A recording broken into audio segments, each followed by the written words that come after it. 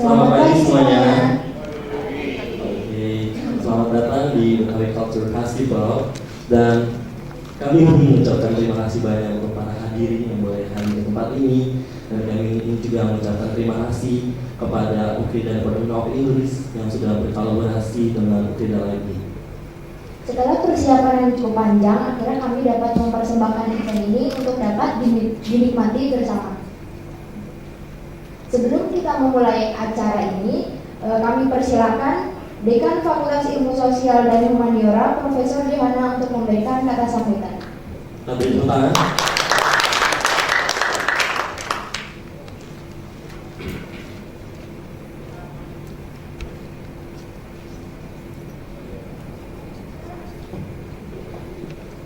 Selamat pagi, ibu-ibu, bapak kalian. Harusnya Bu Amel yang di sini, tetapi katanya cuaca. Oke. Karena Betawi Culture Festival ini adalah kerjasama antara Ukrida Department of English dan perpustakaan. Semuanya di bawah Warex 1. Oke. Saya tidak akan memperpanjang itu. Saya senang sekali melihat ada batik yang sangat indah. Betapa kayanya kita, tetapi kok dipermiskin. Nah, jadi yang kaya ini biarlah kita lestarikan ya Pak Artono, supaya kita tetap kaya. Nah, kekayaan itu nantinya akan merata suatu saat. Gemah limpah loh sinabi itu bahasa Jawanya. Saya berharap bahwa dengan adanya Betawi Culture Festival ini membuka mata kita semua, paling tidak di Ukrida ini ada perhatian terhadap kekayaan budaya kita ini. Justru harusnya itu yang kita tonjolkan. Jangan sampai budaya kita ini diteliti kemudian dikembangkan oleh orang asing, dan akhirnya kita harus belajar ke negara-negara lain, bukan di negara kita sendiri. Saya ucapkan selamat pada UD dan perpustakaan bahwa mereka sudah memprakarsai festival ini. Katanya saya langsung disuruh buka ya, tetapi kita belum berdoa. Gimana? Berdoa dulu ya. Gini, karena banyak yang bukan dari Kristiani, bagaimana kalau kita mengheningkan cipta saja? Mari kita mengheningkan cipta untuk mereka yang sudah mengembangkan budaya dan kekayaan kita. Mari kita mengembangkan cipta. Mulai.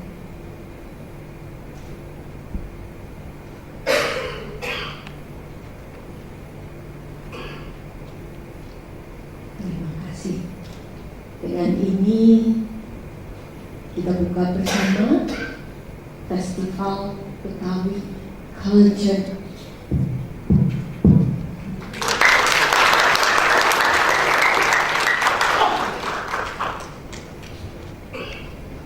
Oke, terima kasih Prof. Jo yang telah memberikan short speech-nya. Kita benar ya, harus menjaga budaya Betawi. Oke, Selanjutnya kami mempersilakan Salma Valeska sebagai Ketua Panitia untuk memberikan kata sambutan. Mari kita beri tepuk tangan.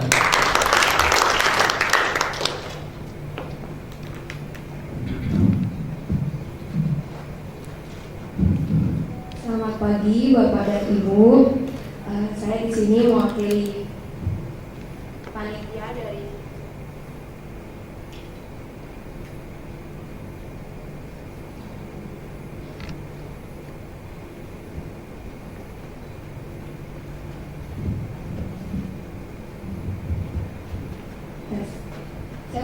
panitia dari Betawi Culture Festival dari anak-anak sastra Inggris 2014. Di sini saya mengucapkan terima kasih untuk Bapak dan Ibu yang menyempatkan untuk hadir di sini, dan yang saya hormati Dekan Fakultas Ilmu Sosial dan Humaniora Profesor Johana, dan ada juga Kaprodi Sastra Inggris, dan juga adalah penanggung jawab dari kegiatan ini Miss Ignas, dan ada dosen pembina kami Miss Sylvia, dan untuk segenap dosen sastra Inggris yang sudah mendukung kami mahasiswa-mahasiswa sastra Inggris untuk dapat bekerja sama juga dengan perpustakaan Ukrida untuk dapat mempersembahkan event ini. Jadi seperti yang tadi Profesor Johana sudah sampaikan, kalau budaya Betawi itu adalah budaya kita, terutama yang tinggal di Jakarta, dan kita memiliki kewajiban untuk menjaga ini, dan untuk itu kami ingin esensi dari event ini dapat dirasakan oleh segenap unit tim Ukrida atau siapapun yang telah hadir di sini, agar kita dapat mengembangkan rasa cinta kita terhadap budaya kita ini. Jadi tanpa panjang lebar, kami berharap dari tim, walaupun memang banyak kekurangan dari kami, agar Bapak dan Ibu dapat menikmati event ini dan dapat mengambil esensi yang berusaha kami sampaikan dari event ini. Terima kasih untuk kehadirannya. Kami sangat terbuka untuk setiap kritik dan saran dari kami supaya kedepannya anak-anak sastra Inggris dapat lebih mengembangkan kreativitasnya untuk mempersembahkan event-event seperti ini lagi ke depannya. Terima kasih.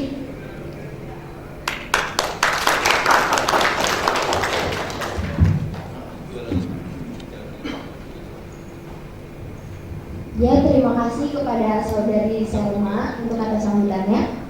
Selanjutnya, Ya, selanjutnya kita akan mendengarkan lagi pidato singkat dari Bapak Winarto selaku Ketua Pelaksana dari Betawi Culture Festival. Kita langsung sambut Pak Winarto.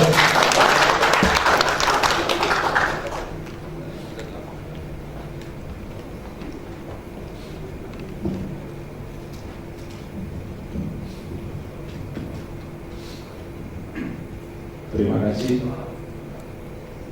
Selamat pagi, selamat pagi semuanya. Bapak Ibu sekalian,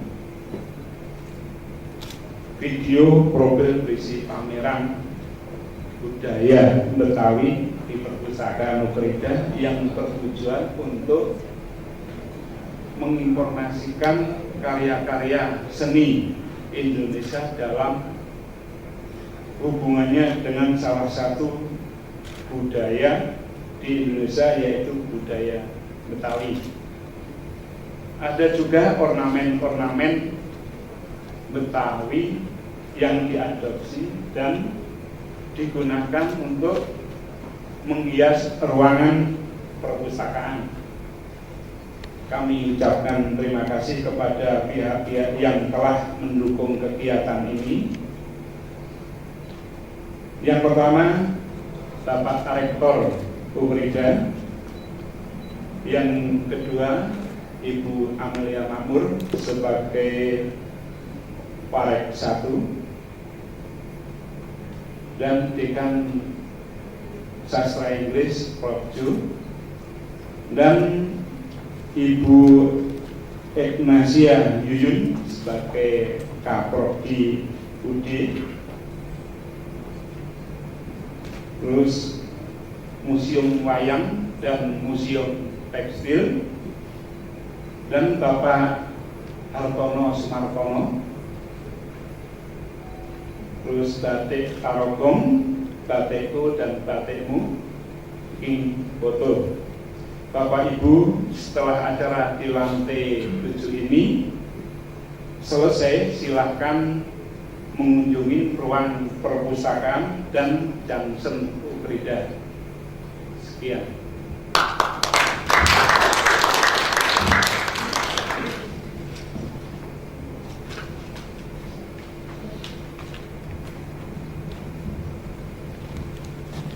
Oke, terima kasih Bapak Winarto sudah memberikan kata sambutan ya. Sekali lagi kita tidak akan mendengarkan pidato kembali, kita akan menonton ada video dari batik Betawi. tempo dulu dan modern. Oke, selamat menyaksikan.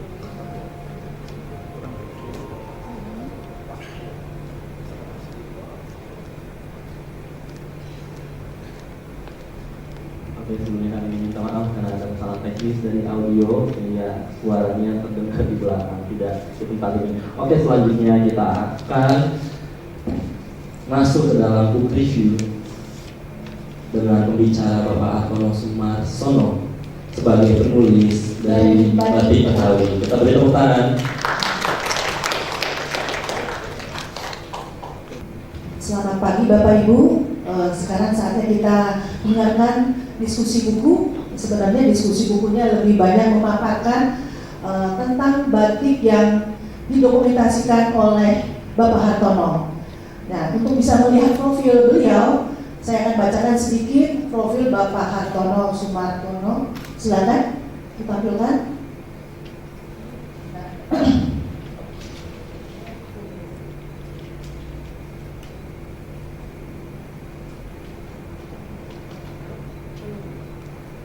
Jadi saya akan membacakan secara sekilas, jadi Bapak Ibu bisa lihat di slide presentasi bahwa Bapak Hartono Sumarsono ini dilahirkan di kota Arjawanangun, Cirebon pada tahun 1953. Beliau merupakan pendiri dari Batik Kencana Ungu, yaitu produk pakaian batik sehari-hari.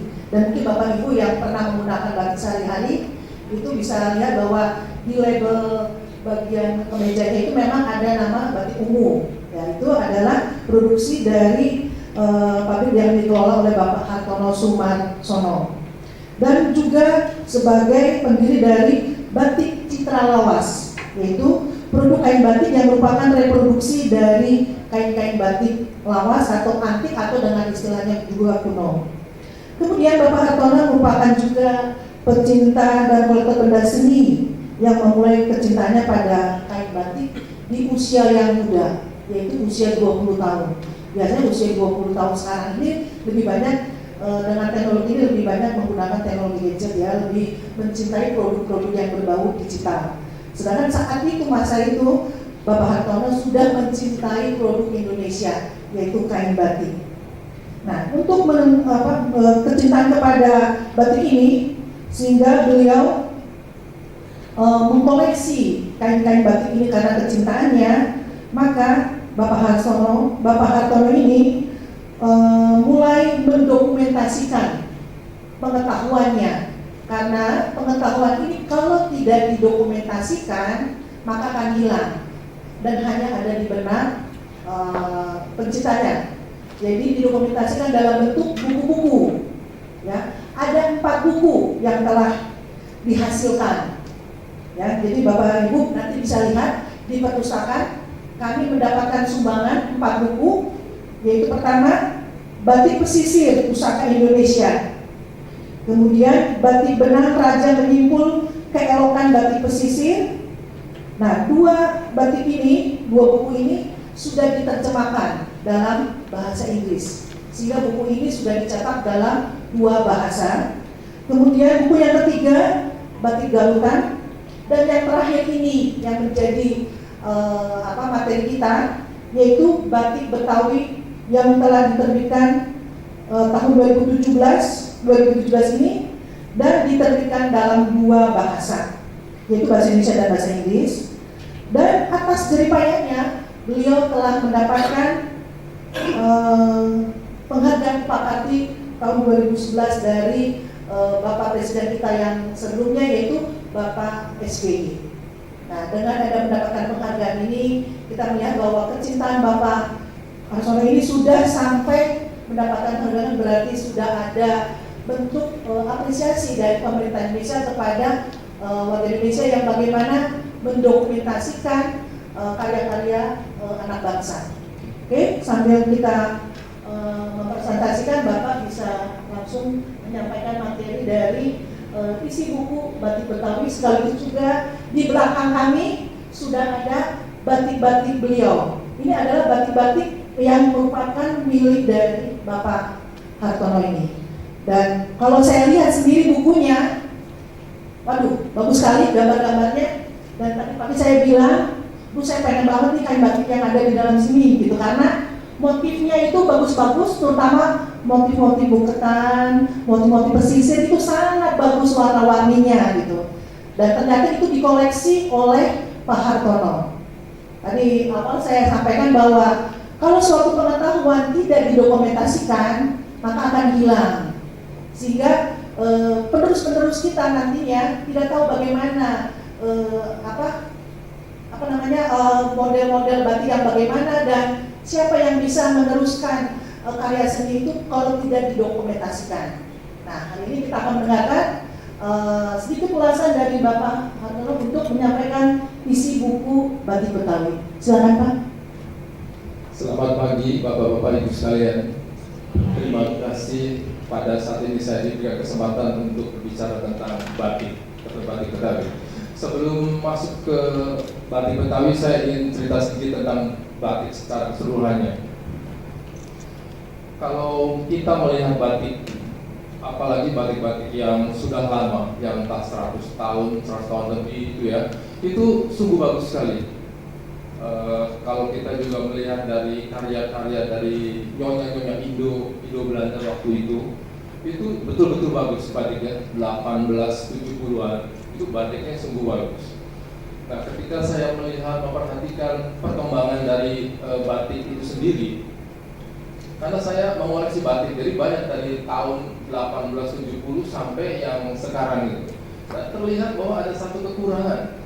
Setelah saya melihat dari tahun 60-an, itu orang membuat batik agak kurang luas ya.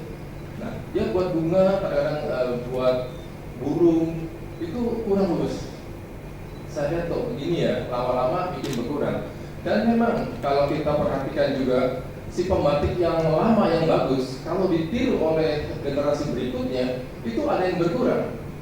Dia punya ornamennya, entah apa itu selalu kalau saya lihat itu. Nah, ketika saya melihat itu batik begitu booming sekarang di Indonesia, saya berpikir alangkah baiknya kalau batik yang udah 100 tahun lebih itu dihidupkan kembali supaya generasi yang sekarang ini akan bisa menikmati batik-batik seperti yang zaman dulu itu. Nah, contohnya misalnya saya perlihatkan yang di belakang itu adalah reproduksi dari batik-batik yang 100 tahun lebih, yang 80 tahun, yang 100 tahun. Seperti itu batiknya.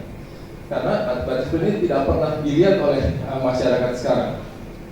Bukan sekarang aja, mungkin yang tahun 60-an pun nggak pernah lihat batik-batik seperti yang dilihat di belakang itu.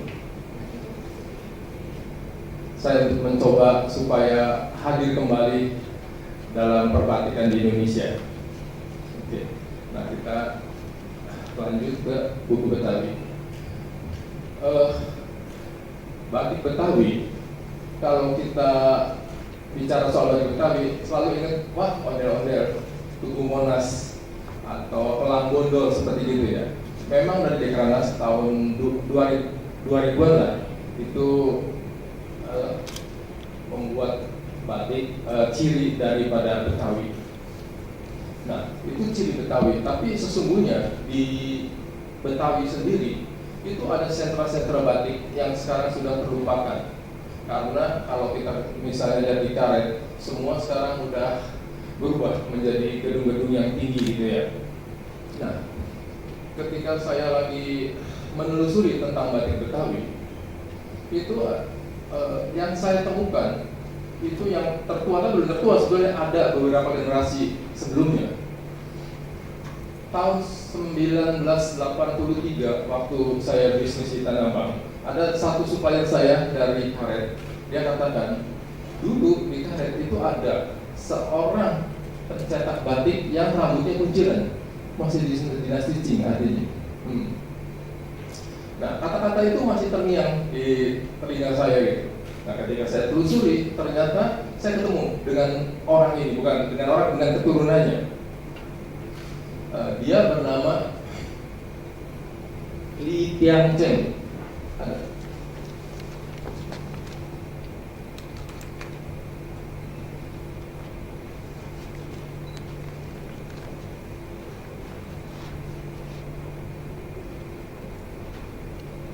Nah, ini saya ketemu dengan keturunannya beliau, dan keturunan beliau yang nomor 2 itu masih suaminya bibinya istri saya, jadi masih dekat. Nah, ketika saya mulai bertanya-tanya itu anaknya keduanya membuat catatan harian bahwa ayahnya itu datang 1906 ke Jakarta. Artinya benar, waktu saya dengar bahwa ada kunciran itu datang. Karena dinasti Qing itu berakhir 1911. Nah, dia datang 1906, berarti masih dalam itu dinasti Qing. Dia datang ke Indonesia. Nah, begitu lamanya rupanya di karet ya. Dan orang ini bekerja dengan saudaranya. Jadi siklus kedatangan orang-orang Cina dari Anhui ya, itu biasanya mereka datang ke Indonesia. Ketika mereka stay, dia panggil saudaranya dari Anhui datang, lalu bekerja 5-6 tahun kemudian mereka berdiri sendiri lagi. Dan setelah itu mereka panggil lagi saudaranya yang di Anhui datang ke karet, seperti sampai tahun 50-an ya, itu terus terjadi siklus seperti itu. Oke, kita balik. Ya, ternyata batik Betawi itu udah lama ya. Kita balik ke awal ya.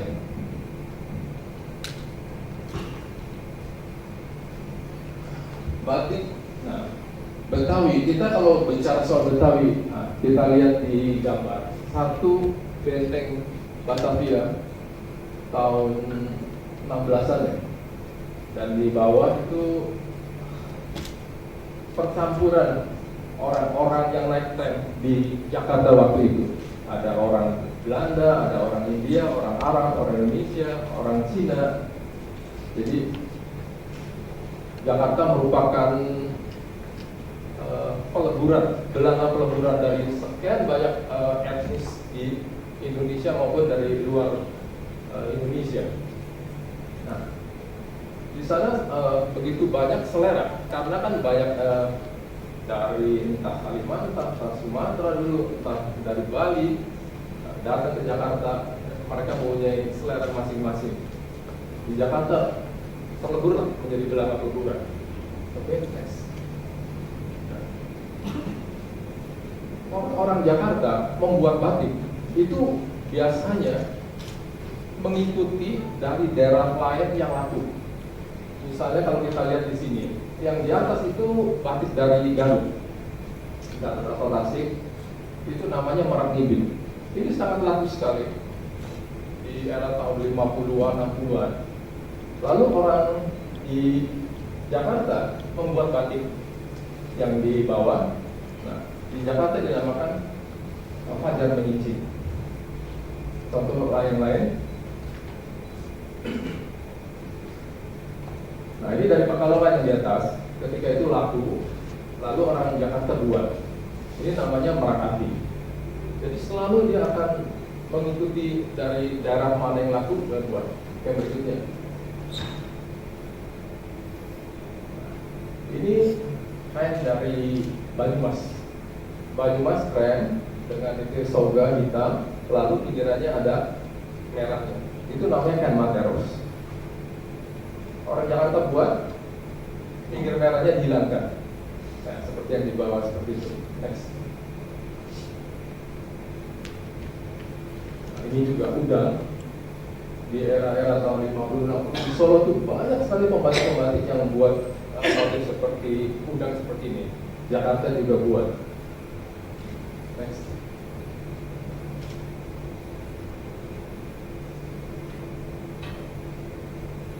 Ya. Kalau kita bicara batik, itu ada batik tulis, batik cetak kombinasi tulis, dan batik cetak, dan batik printing. Nah, di Jakarta itu ada batik yang hanya batik cetak kombinasi. Kalau yang tulis mungkin jarang sekali ya, jarang sekali. Nah, kita lihat di sini, saya ketemu dari Arsip Nasional pembatikan di Karet Sawah tahun 46. Kemungkinan ini pembatikannya yang tadi saya ceritakan Lin Yang Seng. Next.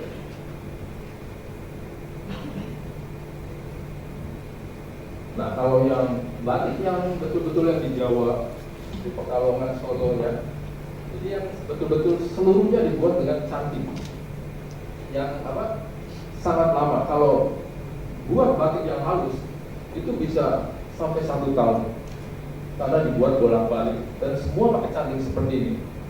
Tapi kalau yang kasar mungkin ya 2 bulan ya. Nah, makanya orang Jakarta tidak mau buat seperti ini karena uangnya lama dapatnya. Orang Jakarta itu selalu pikirannya tentang uang ya. Jadi benar-benar komersil. Makanya dia pakai cetak cepat jadinya. Next. Nah, ini ya kegiatan mereka. Nah, seperti itulah cetak ini. Ya. Nah, karena kemajuan zaman, permintaan makin banyak pada batik ya. Jadi orang berpikir lagi mengenai bahwa di mana lebih cepat. Karena saya dengar beberapa teman kita atau orang lebih tua, Bapak dulu kalau menjual batik itu cuma hanya paling 5 kodi, 100 potong kayak gitu-gitu ya. Nah, kan kalau udah zaman yang mulai maju, kan permintaannya banyak, itu udah nggak bisa dengan begitu lagi. Makanya dibuatlah printing gitu. Kalau printing itu bisa banyak, motifnya batik, tetapi pengerjaannya dengan printing. Jadi udah bukan batik, tekstil motif batik, hanya motifnya. Nah, ketika itu pun masyarakat perekonomian tumbuh, itu juga kurang. Maka dibuatlah dengan mesin supaya untuk memenuhi selera pasar itu sendiri. Nah, yang tadi kita bicara yang pertama tadi ya tentang Li Tiangcheng. Li Tiangcheng ini rupanya sangat pandai ya dan memang disiplin. Saya dengar dari cucunya itu kakeknya ini disiplin sekali dan sangat rapi dengan file. Kalau ada catatan apa itu rapi sekali kakeknya katanya gitu ya. Nah, waktu dia ke Jakarta setelah bekerja dengan saudaranya 6 tahun, dia keluar buat batik sendiri, maju sampai 6-7 pembatikan.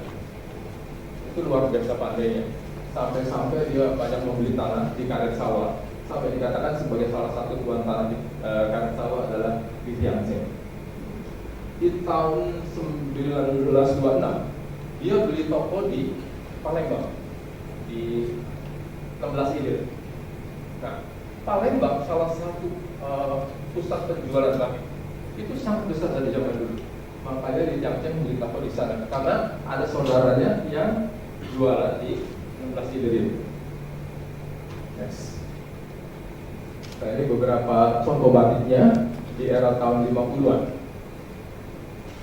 Ya, saya bawa satu contohnya dia.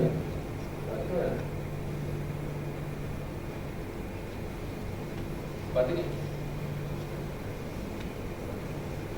Saya bawa satu contoh dari produksi dari Li Tiangcheng. Waktu tahun 50-an batik masih panjangnya 2,5 meter, masih panjang-panjangnya, masih bagus.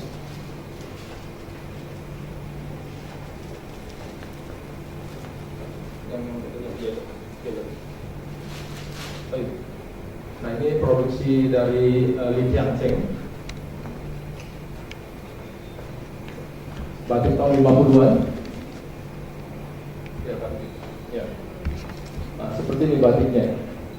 Waktu tahun 50-an itu ini namanya pagi sore, kiri dan kanan lain. Seolah-olah orang itu punya 2 kain. Ini terpengaruh dari zaman Jepang, itu namanya Jawa Kokai, itu pagi sore. Ya, seperti ini. Oke, next. Nah, yang lain. Nah, ada lagi saya temuin keturunan dari Teh Tunju. Teh Tunju ini istrinya ini kreatif sekali, sungguh kreatif.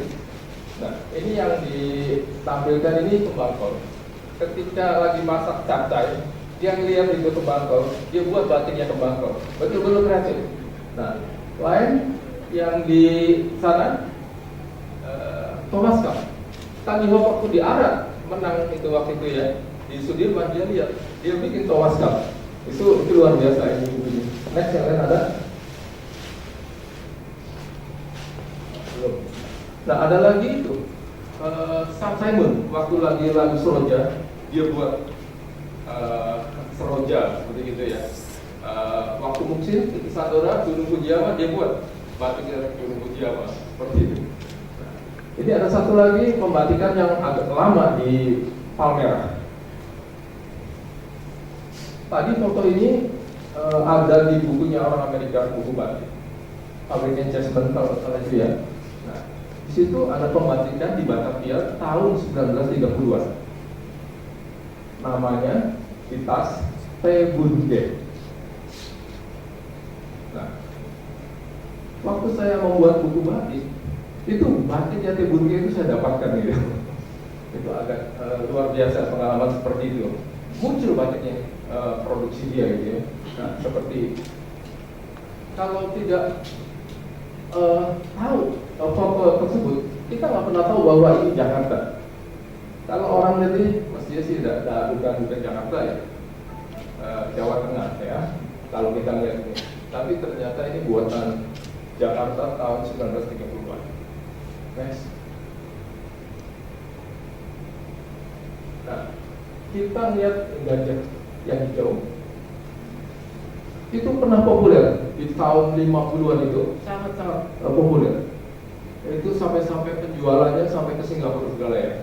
Itu pengalaman dari mertua saya waktu buat gajah ini, motif gajah itu masih alat basah pun diambil sama orang Kebayoran Lama yang jual ke Singapura. Jadi luar biasa waktu itu lakunya. Tapi memang susah juga lakunya tuh karena bukan maksudnya laku saja itu karena cuma hanya sedikit ya, masih cetak begitu, jadi tidak bisa banyak. Kalau printing sekali printing kan begitu banyak bisa ya. Kalau zaman dulu tidak bisa banyak. Next. Nah, Jakarta kan dikatakan bahwa cirinya itu komersil bagi Jakarta, hanya keuntungan semata. Jadi kalau kita lihat awal dari tahun 50-an itu sampai 2,5 meter lebih ya, sampai karena persaingan harga tetap batik, tapi itu yang dikurangi.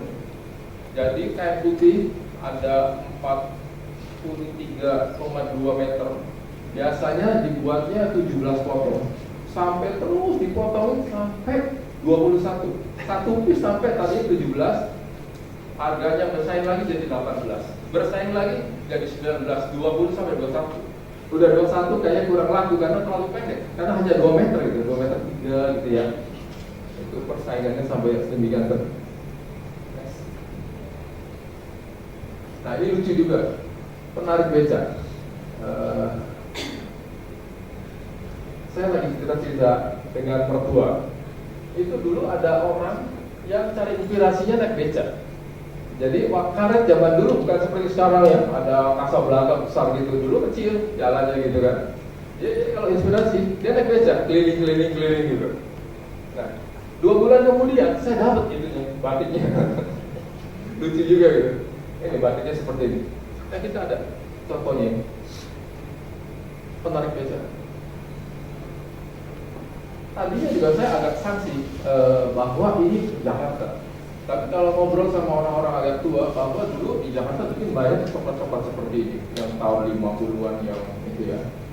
Nah, saya ada dapat ini 3 penarik beca, salah satu yang orang lain buat OTG. Ternyata orang Palmerah. Saya ada ketemu dengan dia, ada satu produk ini. Tahu-taunya ayahnya, jadi yakin bahwa ini itu Jakarta. Gitu. Jadi memang banyak hal yang menunjang, bukan hanya tebak-tebak bahwa ini Jakarta. Kalau pertama lihat seperti ini bukan Jakarta, karena terlalu bagus ini. Tapi ternyata ketika saya ketemu dengan orang Palmerah, saya yakin bahwa ini Jakarta. Next. Nah, setelah cetak itu batik ya, belakang hari saking untuk memenuhi pasar itu yang tadi saya bilang, maka ada satu yang awal dari printing adalah semacam ini. Awal printing hanya hitamnya saja. Jadi yang lain di sini masih ada ungu, hijau, itu masih dicoret. masih pakai tangan. Warna coklatnya pun itu masih pakai dicelep pakai tangan gitu. Ini masih kombinasi antara printing awal dengan cetak. Ini awal sekali seperti ini. Ini akhir 60-an, akhir 60-an ke 70 ini muncul di Jakarta batik seperti ini.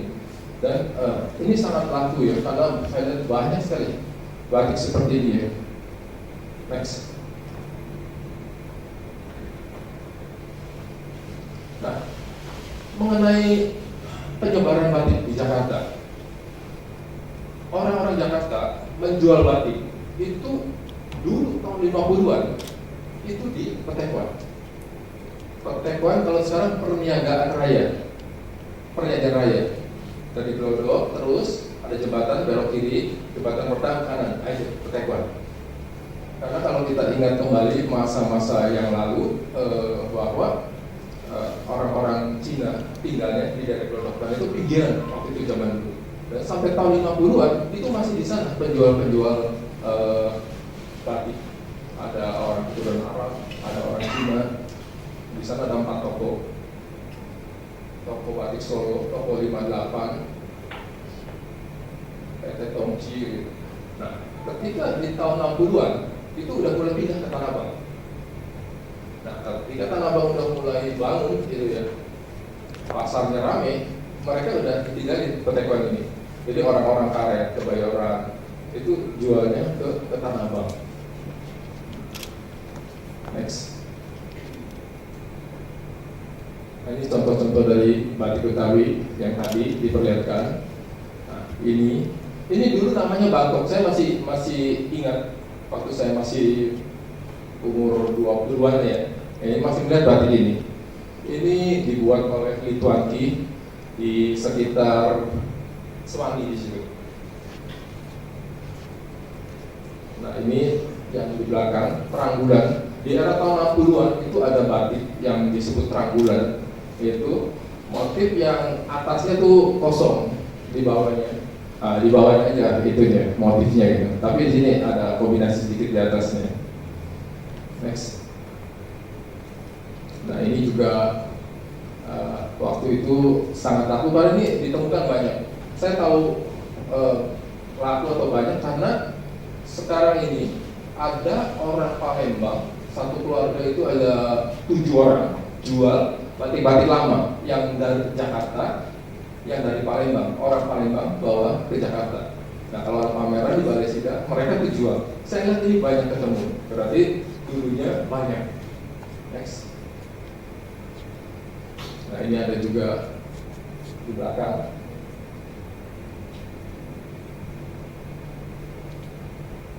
Tadi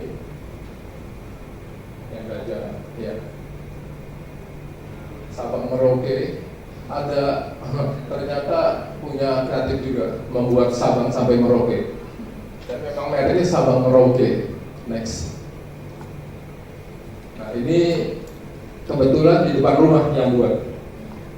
Waktu saya dapat ini, saya telepon ke anaknya seumuran. Saya bilang, kok ini namanya Ibu Harto? Oh iya, waktu Pak Harto jadi presiden katanya gitu. Dia masih ingat anaknya ini tentang batik ini. Next.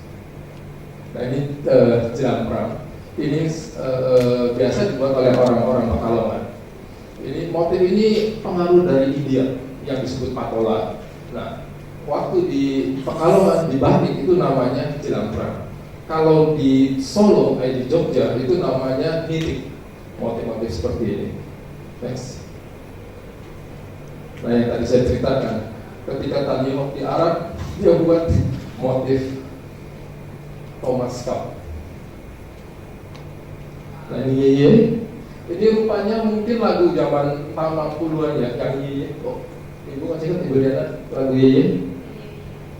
Nah, buatnya seperti ini. Jadi orang itu benar-benar kreatif ya. Next. Nah, ini sarung. Ini namanya es lilin. Yang namanya es lilin. Corak-corak semacam ini.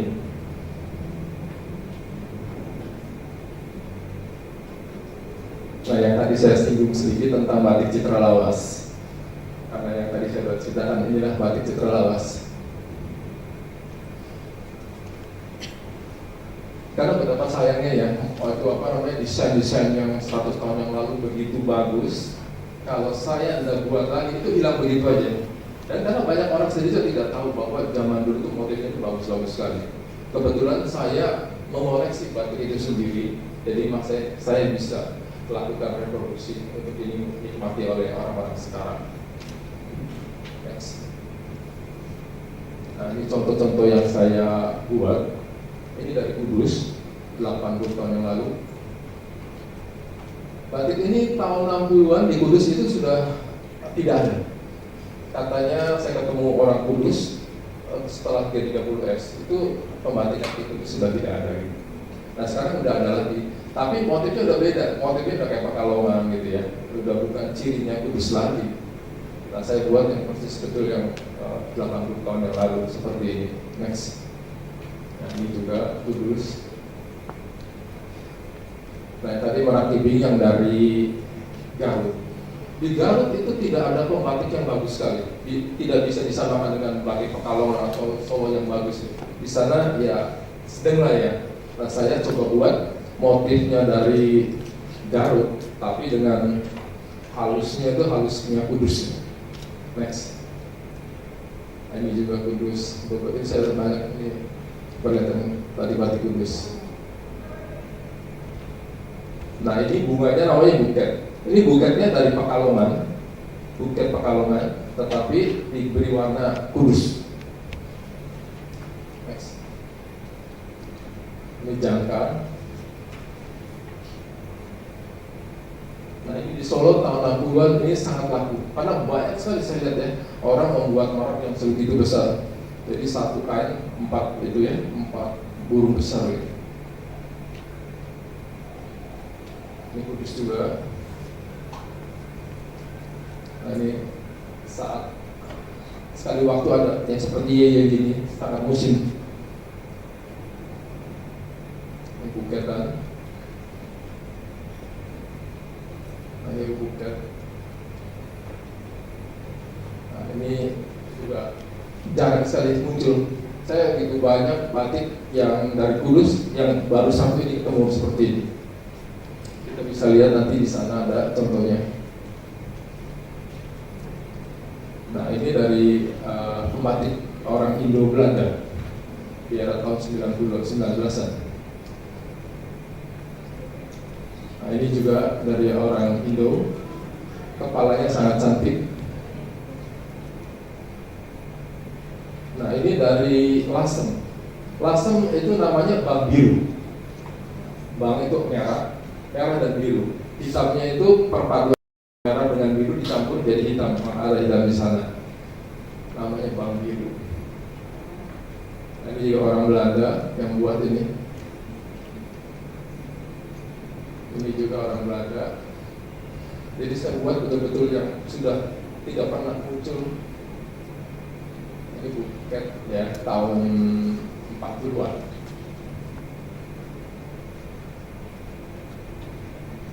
Ada satu orang Belanda, Meyer namanya, membuat batik Arjuna Wiwaha. Itu kadang-kadang saya bingung juga ya, seorang luar bisa membuat karya semacam ini. Next. Nah ini tadinya dari Banyumas, cuman saya buat warna Pekalongan. Ini dari Tasik. Ini pembuatnya salah satu orang dulu sangat di tahun 30-an sangat terkenal. Sampai ada buku tentang orang-orang Tionghoa yang itu, yang top ini salah satu dimuat di sana. Nah ini dari Kudus. Nah, motif seperti ini kita nggak bisa lihat ke zaman sekarang gitu. Yang semua yang ditampilkan tadi nggak pernah lihat. Next. Ya, kubu-kubu besar ya, itu besar sekali. Next. Nah ini juga dari Banyumas. Cuman yang ini saya juga buat dengan warna Pekalongan. Ini ada contohnya bisa dilihat di belakang sana ya.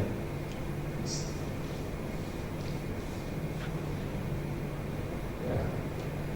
Citra lawas sampai di sini. Tentang isi buku yang ditulis tentang batik Betawi. Sebelumnya kita berikan aplaus kepada Bapak Hartono.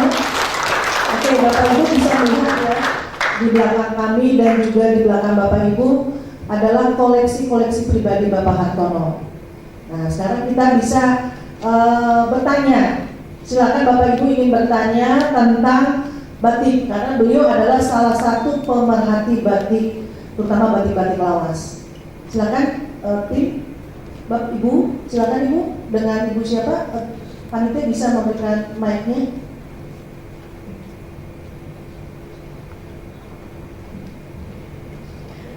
Selamat pagi, terima kasih. Terus terang saya senang banget lihat motif-motif batik di sini tadi. Wow. Ada pertanyaan. Tadi sempat dijelaskan bahwa pembatik Betawi itu membuat batik motifnya mengikuti yang sedang tren. Itu bisa ada penjelasan mengapa, atau apakah memang batik Betawi sendiri tidak punya motif yang khas Betawi gitu ya? Terima kasih. Saya rasa tadi orang-orang di Jakarta tempat motif Tionghoa itu, ya pikirannya hanya keuntungan. Pikirannya itu hanya untung gitu, nyari uang dapat untung. Kira-kira gitu ya. Soalnya saya juga ketemu banyak. Kalau ditanya dia nggak tahu apa-apa. Dari generasi pertama, generasi kedua udah nggak ngerti apa-apa. Saya pernah ketemu salah satu, itu ayahnya punya. Nah, saya tanya anaknya waktu itu tahun umurnya 75, dia nggak tahu bahwa itu produk ayahnya. Jadi memang hanya untuk mencari uang. Ya kalau saya lihat beda dengan Pekalongan, dengan Solo, saya rasa itu beda. Baik, bagaimana Ibu Nexia, Ibu Fida? Jadi memang pada saat itu tren pembatik itu lebih ke arah profit, ya, profit. Jadi memang saat itu karena banyak mungkin ada juga pengaruh dari budaya Tionghoa yang memang lebih mencari juga, salah satunya adalah mencari untung uang dan uang gitu. Oke, silakan Bapak Ibu, masih ada lagi yang bertanyakan, silakan Pak Bambang. Pak Bambang Siswanto. Terima kasih Pak. Pak, kebetulan ini saya dari Fakultas Ekonomi punya mitra di kelompok ibu-ibu itu membuat quilting Pak. Quilting. Quilt. Ya, quilt. Nah, kami pernah mencoba membuat batik dikuiltkan. Sekarang yang kita coba adalah batik Cianjur dikuiltkan, kemudian ada kita bikin sajadah gitu. Nah, terus kami udah jual satu piece kita jual. Nah, maksud saya Bapak punya saran batik model seperti apa yang bisa kita quilt, dapat dibikin di aplikasinya, atau batik utuh itu kita quilt langsung gitu Pak? Karena kan saya berpikir kalau di quilt langsung, apakah nanti dia mengkerut karena di tusuk-tusuk gitu Pak? Ya itu aja Pak pertanyaan saya Pak. Mungkin nanti kalau ada contoh batik yang bisa di quilt bisa dikasih tahu saya Pak, supaya kami mau mengembangkan di Fakultas Ekonomi. Terima kasih.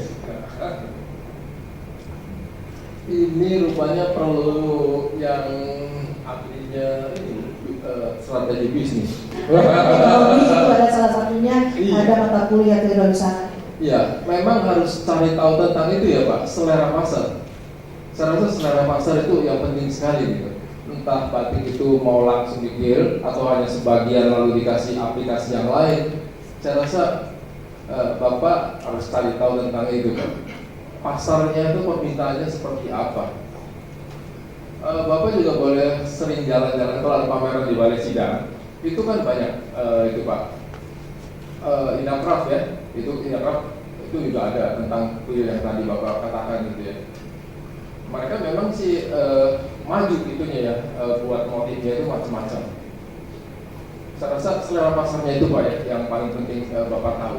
Jadi Bapak bisa arahkan kemana larinya itu, produk itu. Bambang sudah memenuhi keinginan Bapak tentang jawaban yang disampaikan oleh Bapak Hartono. Oke, silakan silakan Pak Wurdianto. Pak, saya mau tanya, kalau setiap produksi batik itu apakah langsung dipatenkan oleh si pembatik? Karena begini, saya lihat ada batik, terus ada tekstil motif batik. Ini enggak, apa tidak terjadi perang kambing di antara yang memproduksi itu. Tapi kalau satu gelondongan itu kan jelas itu bukan batik lah, itu tekstil motif batik gitu. Nah itu bagaimana penjelasannya? Apakah setiap satu produk sudah seperti ini yang di display itu, apakah ada ini hak paten dari si daerah ini supaya juga tidak mengklaim gitu, saling mengklaim gitu. Iya Pak, terima kasih. Mengenai hak paten ya Pak, kalau dari yang dulu itu belum ada. Kalau saya juga lihat mengenai tentang tiru meniru itu dari tahun 1900 itu sudah ada Pak. Saya punya di buku kedua saya terangkan bahwa kalau yang laku selalu dibuat oleh orang lain. Itu memang agak sulit iya susah. Bagaimana caranya? Kalau misalnya kalau sekarang kita mau tentang hak paten itu lama Pak. Hak paten itu memerlukan berapa bulan untuk satu motif itu ya. Lalu kalau yang sudah paten juga, andai kata motifnya A misalnya ya, lalu misalnya orang lain bikin seperti mirip ini dikasih kupu-kupu misalnya Pak, itu juga udah bukan seperti itu Pak. Makanya agak sulit ya. Kreativitasnya manusia itu luar biasa. Dipatenkan misalnya motif A seperti ini ya, lalu dikasih aja sedikit burung apa itu udah beda Pak, atau daunnya dibeda sedikit gitu ya, itu udah beda. Nah makanya agak sulit. Sangat sulit untuk hal semacam itu. Orang menunggu hak paten itu lama, dan entah berapa banyak ya itu produk itu bisa laku gitu. Dan mengenai tadi tekstil motif batik ya Pak, kalau saya pribadi itu harus lihat segmen Pak, segmen. Jadi misalnya kita bicara tentang batik ya, antara batik tulis yang halus, batik tulis yang kasar juga ada, lalu batik cetak atau batik printing. Nah, mereka itu punya segmen Pak, punya segmen masing-masing. Kan nggak mungkin orang yang misalnya UMR mau beli batik yang tulis mahal, itu kan nggak mungkin. Maka segmennya itu di tekstil motif batik. Nah, kalau yang punya uang banyak, ya itu belinya yang tulis. Paling kalau yang di tengah-tengah, ya paling kita himbau, udahlah kalau memang punya uang, belilah batik tulis atau batik cetak, jangan beli yang tekstil motif batik. Itu agak sulit ini Pak, karena segmen juga gitu yang menentukan. Dan juga kan orang biasanya pengennya lebih murah biasanya ya, seperti itu Pak. Gimana Pak Bu? Sudah, oke. Ada rekan yang bertanya, silakan Pak Burhan.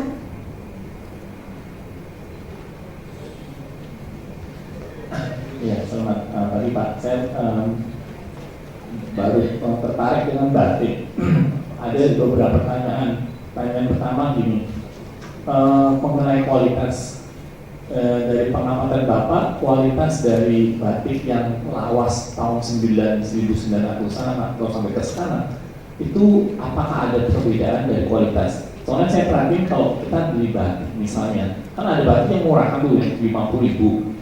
Itu kalau sekali pakai, 2 kali pakai, 3 kali pakai udah warna hilang. Jadi artinya dari segi color dia nggak tahan lama. Nah, teknologi yang zaman dulu dengan sekarang apakah ada perubahan? Nah, itu pertanyaan yang satu Pak. Yang kedua, gimana bedain karya yang bagus dengan yang jelek? Misalnya kita ke toko batik, ini untuk saya sih ya, karena saya pengetahuan kurang. Misalnya Pak, ini yang mahal, ini yang murah, ini yang jelek. Saya lihat dari segi desain nggak kelihatan bedanya gitu. Ada juga yang mahal punya luar biasa tapi desainnya biasa-biasa aja. Ada juga yang murah tapi desainnya bagus banget. Jadi dari apa yang membedain dari desainnya itu satu. Terus kedua dari kainnya. Kan katanya ada kain yang bagus, ada yang jelek, ada yang sutra. Nah misalnya sutra itu zaman dulu udah ada belum atau sejak kapan mulai ada batik sutra? Banyak sih pertanyaannya Pak, tapi itu dulu deh. Thank you. Iya, zaman dulu ya, mungkin karena ada chemicalnya tuh belum maju sekali, jadi mungkin masih pakai tradisional. Misalnya dari kain putih itu sendiri dulu ya, kita bicara kain putih. Kain putih dulu, zaman dulu sampai 2 minggu itu direndam Pak, dengan merang, dengan apa, sehingga sampai itu betul-betul kanjinya itu hilang. Tapi kalau zaman sekarang kan udah mulai modern ya, dengan pakai satu obat kimia apa, itu bisa langsung hilang. Tapi mengenai kualitas juga memang beda. Kalau saya yakin itu beda. Karena saya lihat orang bikin lama tuh bikin efisiensi tentang waktu, ya tentang uang gitu ya. Misalnya kalau yang 100 tahun yang lalu dia punya motif itu penuh sekali. Bisa kayak wayang tadi misalnya itu penuh betul ya. Nah nanti ketika ditiru 20 tahun kemudian itu banyak yang hilang Pak. Itu coraknya itu banyak yang hilang. Jadi yang tadinya tidak ada pengulangan ini pengulangan. Nah setelah itu nanti ditiru lagi itu berubah lagi Pak. Mikir-mikir kurang bagus. Itu saya yakin karena saya sendiri banyak batik ya. Jadi saya perhatikan, saya tahu gitu. Seperti itu. Misalnya ada itu kain dari Pekalongan yang namanya Jelampar. Itu yang awal itu bagus sekali, ada pinggirannya di tengahnya ada macam-macam lagi. Nah, mikir lama itu semuanya hilang Pak. Semuanya hilang, semua pinggiran atau itu ya, aksesorinya gitu. Jadi tinggal yang hanya di tengahnya aja, semacam kayak gitu. Nah, lalu sutra sebenarnya dari dulu ada. Cuman sutra kelemahannya itu gampang robek Pak, gampang bolong. Itu di Juanda, itu banyak selendang-selendang yang 100 tahun yang lalu itu udah ada dibuat di Juanda. Itu cuma berupa selendang. Saya juga ketemu juga dari Bali, bukan Juanda, tapi Juanda untuk ke Bali. Itu sutra. Saya pernah dapat juga seperti itu. Nah, terus membedakan tentang bagus kurang bagus. Bapak masih bergaul sama batik.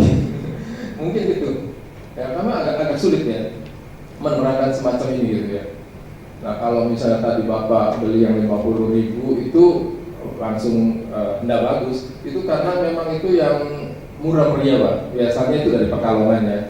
Pekalongan itu memang orangnya kreatif sekali. Kamu maunya yang mana? Nah dia bikin gitu. Makanya ya saya sendiri juga ada jual batik-batik Pekalongan yang murah meriah itu Pak. Misalnya hem yang dengan 25.000 itu juga saya jual gitu.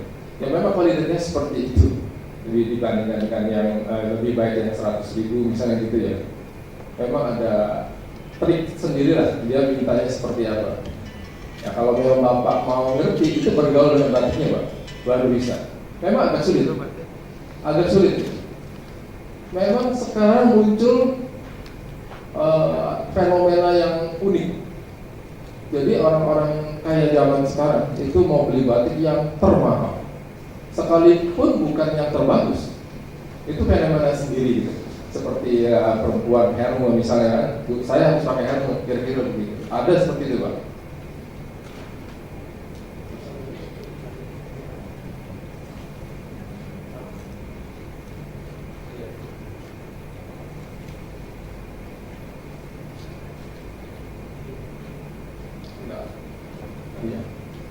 Kalau KM menaikkannya Pak ya, itu ada kalau di batik itu ada satu primissima atau capsen ya, itu yang terbagus.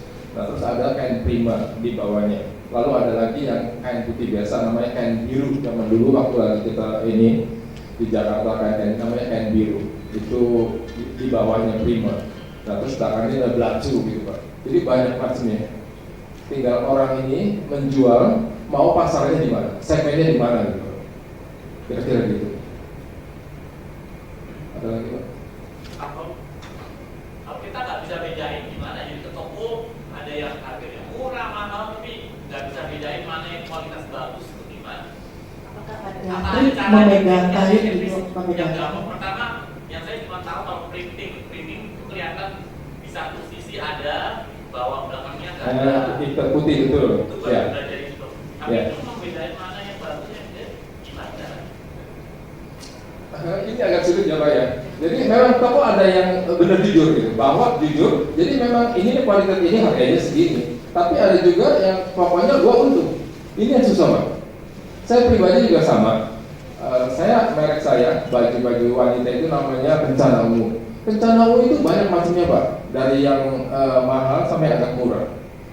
Kalau beli di toko saya, itu akan betul-betul dapat yang misalnya yang murah gitu. Tapi kalau orang lain yang jual, jadi orang itu belanja sama saya, dia jual sama semua Pak. Kualitas yang termahal sama yang termurah, yang penting Kencana Ungu. Nah ini agak sulit Pak. Itu sulit gitu. Karena banyak pedagang kan biasanya orientasi hanya untung Pak. Ini yang susah. Belajar batik Pak. Mungkin Bapak bisa ngerti.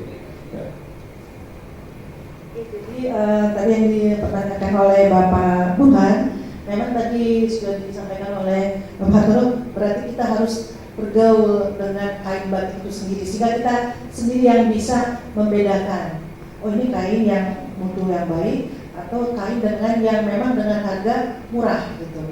Tapi mungkin dari yang tadi Pak Burhan sudah sampaikan, harga 50.000 2 kali dicuci udah berarti kita sudah tahu, oh ini yang itu seperti apa. Tapi ada kita koleksi yang sampai ratusan tahun juga, ini berarti mutu yang bagus karena warnanya pun masih lestari gitu Pak ya. Itu yang bisa kita rasakan sendiri. Salah satunya itu adalah tanda bahwa kita bisa membedakan mana kain batik yang murah atau mana kain batik yang punya nilai yang tinggi. Itu salah satunya. Silakan bisa ditanya. Ada lagi kan yang bisa bertanya? Silakan.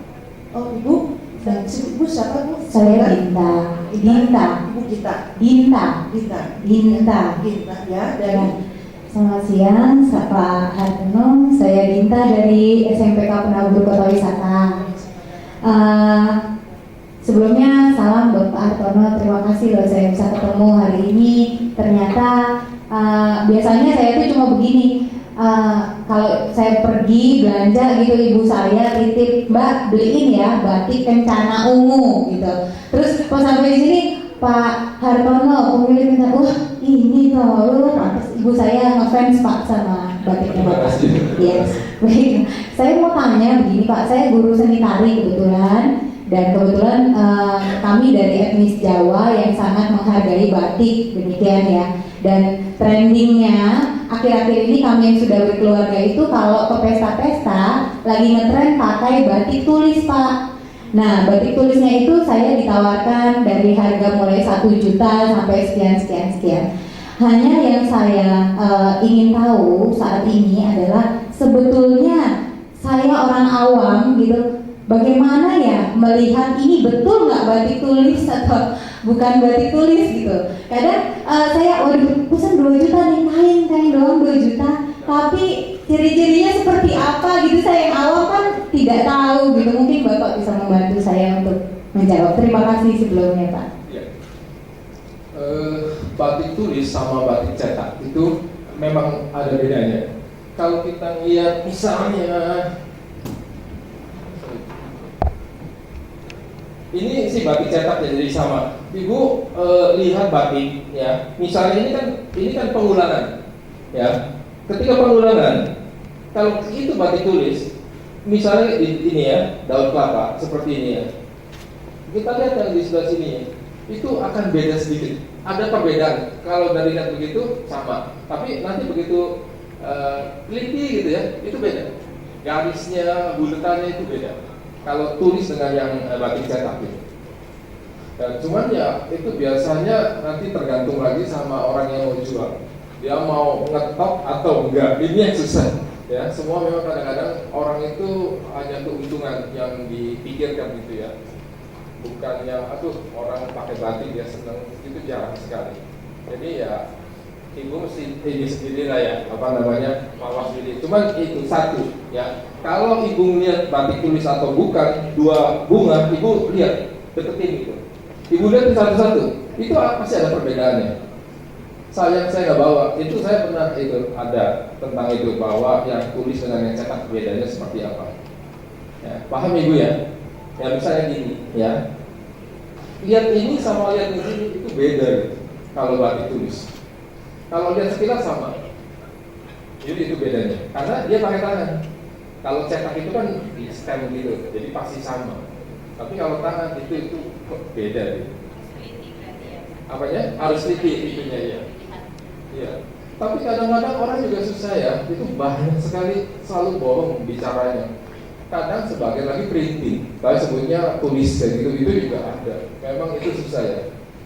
Saya pernah ke Bali di itu di airportnya kan, batik tulis gitu. Padahal batik printing. Ya, memang dia jual 1 juta. Itu batik printing gitu. Memang agak susah itu. Untuk jujur itu ya orang itu agak susah. Dilema. Berarti Pak bisa dibantu berarti di mana ya kalau kita betul-betul bisa mendapatkan batik tulis yang asli? Maaf. Iya. Ya itu saya bilang Bu, agak sulit ya. Orientasinya orang tuh hanya keuntungan gitu. Jarang sekali betul-betul bahwa itu ini tulis, ini cetak, ini printing gitu ya. Jarang. Ya pegangan satu aja dulu yang tadi Bu. Kalau tulis pasti beda. Ibu beda. Dua yang sama ditekatkan, ibu lihat ini. Itu pasti beda. Kalau tulis. Nah, tapi tulisnya sendiri kan macam-macam lagi. Yang ada yang halus, ada yang sedang, ada yang kasar. Gimana Ibu? Itu memang butuh pengalaman yang lama ya untuk bisa sulit untuk misalnya ini batik tulis yang asli atau batik tulis yang sebenarnya Bapak bilang itu printing, tapi dia penjual itu bilang adalah tulis gitu. Ya sebagian printing ya memang itu butuh pengalaman yang lama. Artinya ya kita bergaul cukup lama lah dengan batik sehingga kita bisa tahu tesnya seperti apa gitu. Oke, masih adakah yang mau bertanya? Silakan. Waktu kita tinggal sedikit lagi, silakan.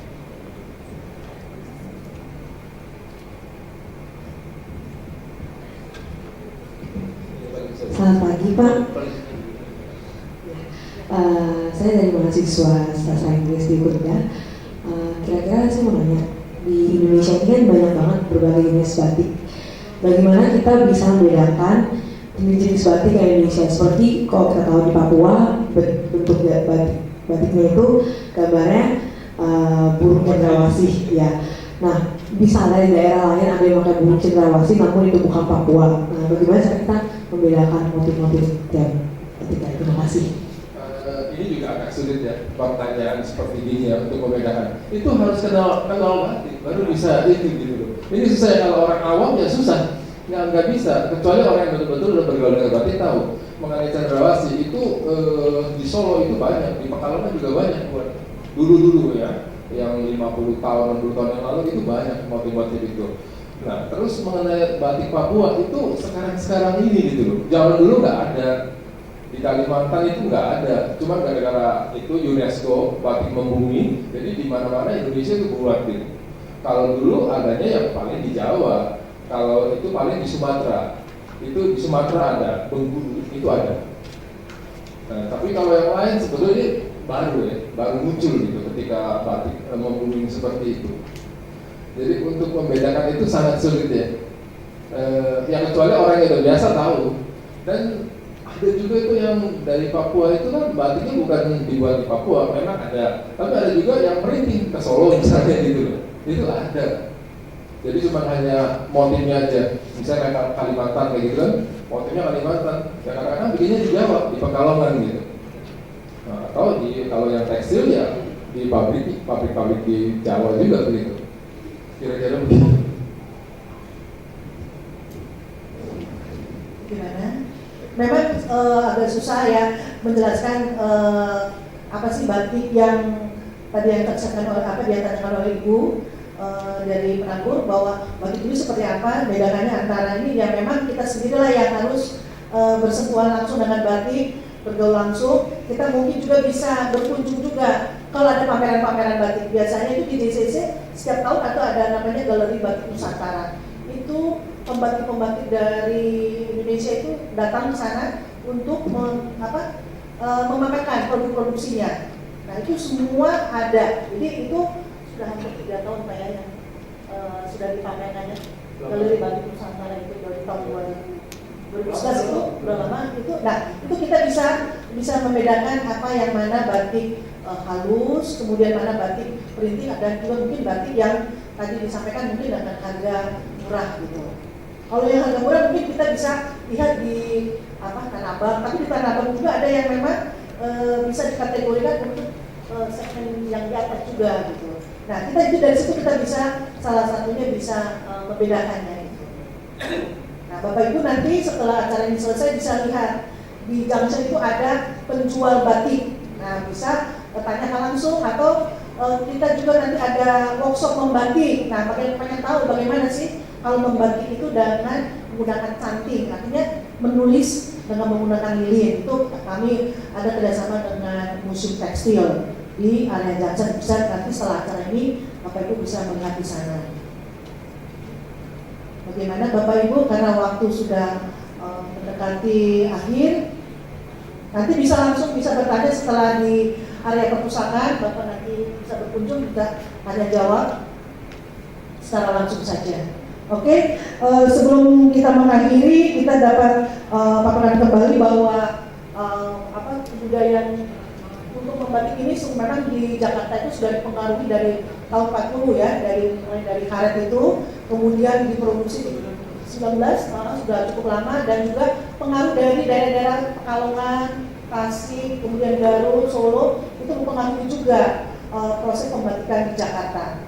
Kemudian dengan adanya pengakuan dari UNESCO, itu hampir semua produksi-produksi Indonesia itu sudah melakukan membatik juga. Seperti di daerah Sumatera itu ada juga menggunakan tulisan yang kaligrafi itu. Bengkulu itu ada batik yang nanti basuran itu ya motifnya itu memang kaligrafi, tulisan-tulisan dari bahasa Arab. Itu hanya di daerah itu aja ya. Itu dijadikan motif batik. Dan di daerah seperti daerah Sumatera Utara itu ada juga motif batik dengan menggunakan rumah-rumah adat. Dan di Toraja, Kalimantan juga yang pernah saya lihat itu juga dalam menggunakan rumah-rumah adat. Tapi kalau di daerah Jawa ini lebih banyak menggunakan motif-motif yang tadi Bapak Hartono sudah sampaikan. Nah, untuk bisa melihat lebih luas, silakan mengunjungi perpustakaan. Di situ ada koleksi buku-buku sehingga Bapak Ibu dapatkan pengetahuan di sana. Oke, itu saja kita akhiri. Kita berikan aplaus untuk Bapak Hartono. Terima kasih.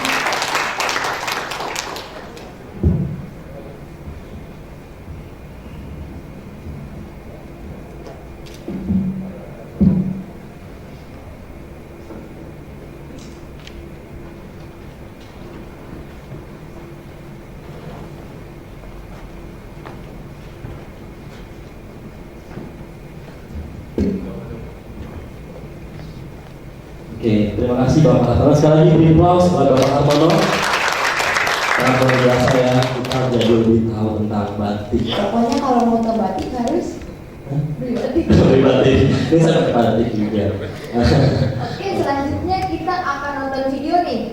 Tapi kali ini videonya dari Creative Writing Students. Pada penasaran kan? Oke, jadi kita UDI dari Department of Students, dari Department of English, kita tuh punya konsentrasi dari Creative Writing, dan kita ada video book review dari anak-anak Creative Writing Students. Ya, judulnya Guru Anak Betawi. Selamat menyaksikan.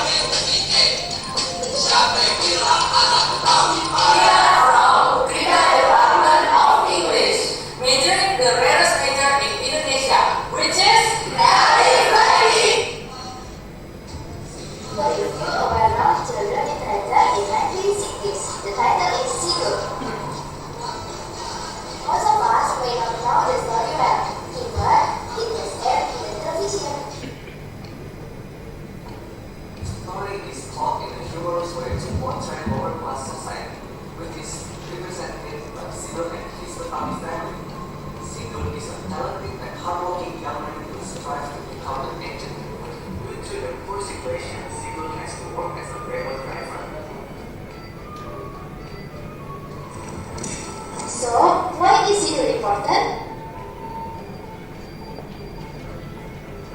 Sidul was a mass-hit short story back in the 1960s. It is considered as a realist literature in Indonesia, as it shows the Betawi culture and the real situation. As a good citizen of Indonesia, we think it is a must to us. We are Indonesian. We must know about our country and appreciate it. We cannot neglect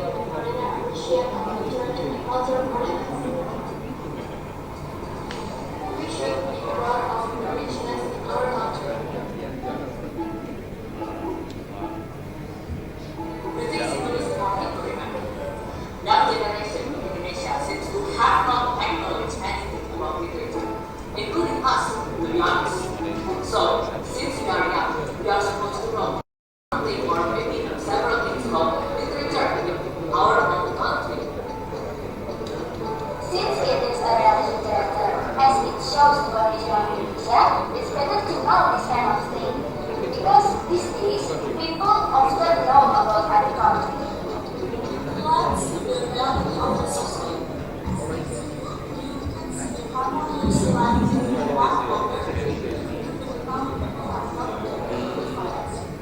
For example, as in this book, Reality Indonesia, the TV series depicted the real situation of Indonesia as it is now. Series was made for the narrator is a very changing. The situation in Indonesia was different. The company that sends Sidul to Switzerland faces financial problem and has to cancel the project that is going to be led by Sidul.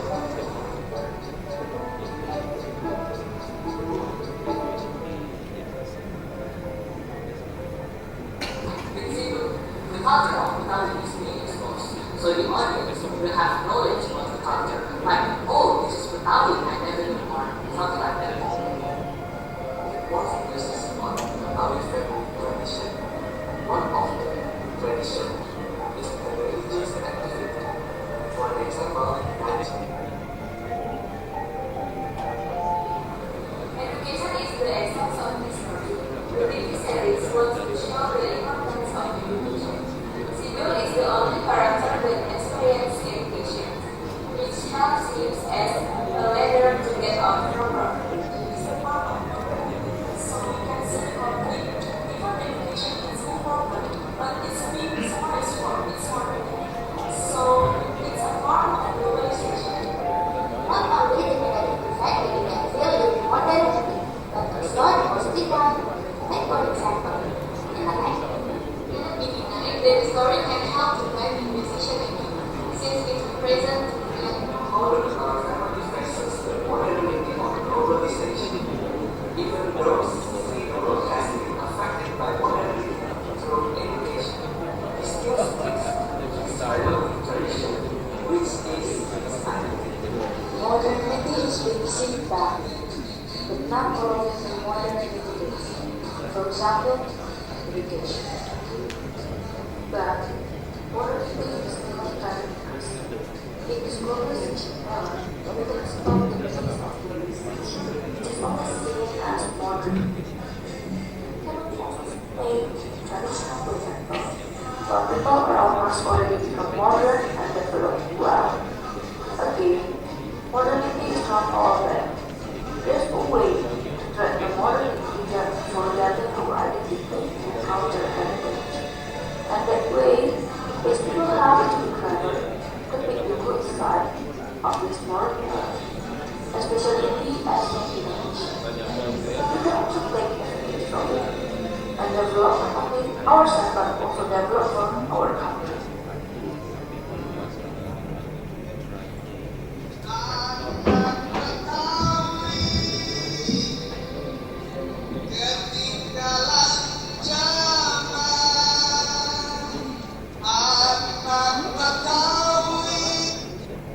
Oke, itu adalah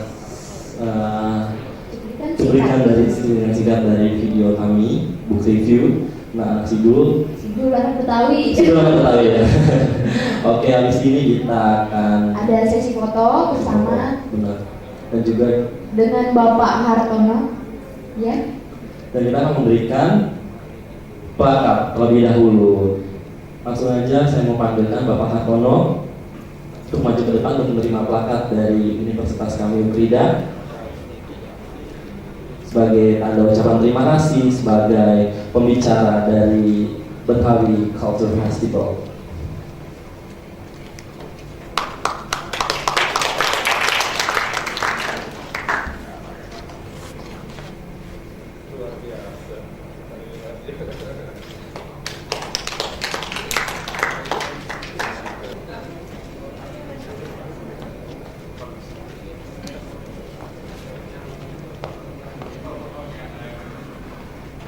Oke, terima kasih Bapak Hartono dan boleh silakan kembali duduk.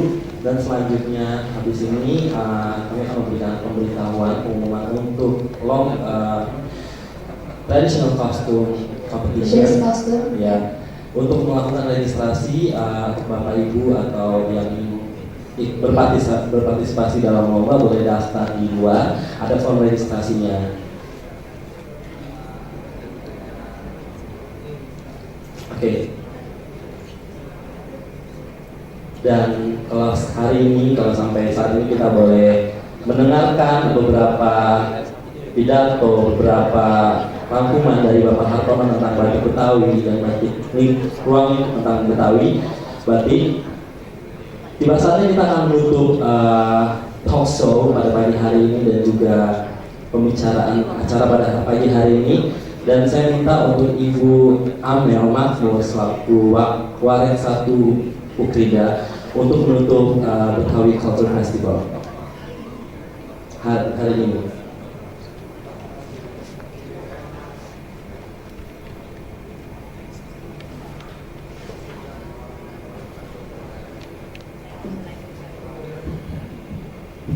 Selamat siang Bapak Ibu semuanya.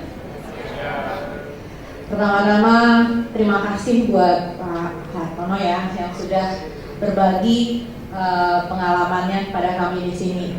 Saya betul-betul appreciate Bapak sudah menyusun buku tentang batik Betawi. Saya membandingkan, tadi saya sempat diskusi sama Miss Ignas dan Prof Jo. Seandainya ada banyak yang melakukan hal itu seperti Bapak, Indonesia yang kaya ini akan semakin dikenal orang.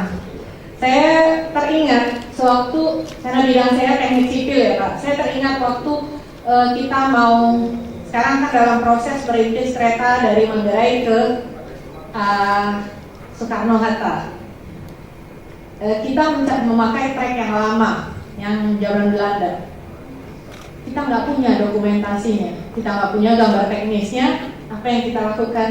Kita ke Belanda, dan di Belanda punya spek detailnya. Itu luar biasa. Jadi menurut saya kalau seandainya kita berpikir kita kaya dan kita dokumentasikan semua yang kita punya, anak cucu kita nggak usah susah-susah belajar ke tempat orang, barang kita yang dipelajari malah. Ya, saya apresiasi sekali Pak itu ya.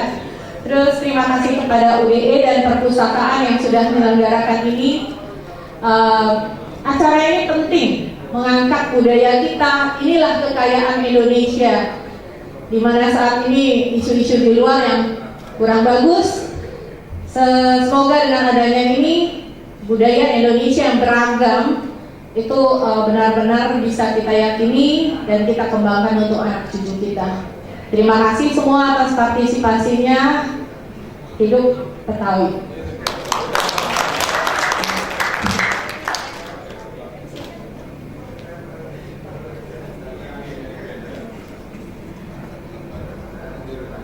Oke, demikian untuk acara ini boleh ditutup. Dan Bapak Ibu Saudara sekali lagi untuk melakukan registrasi di depan untuk traditional costume competition. Ada form registrasi dan ada asyik di depan. Terima kasih.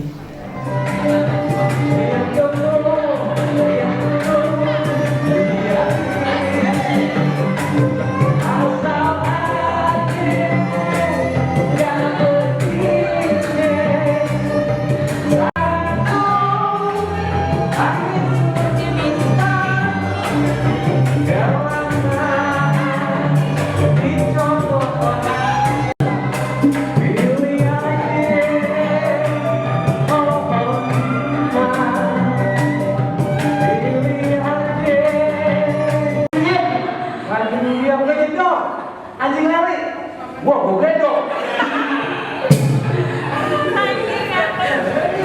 Pasti dari mana lu? Anak kecil udah. Malam,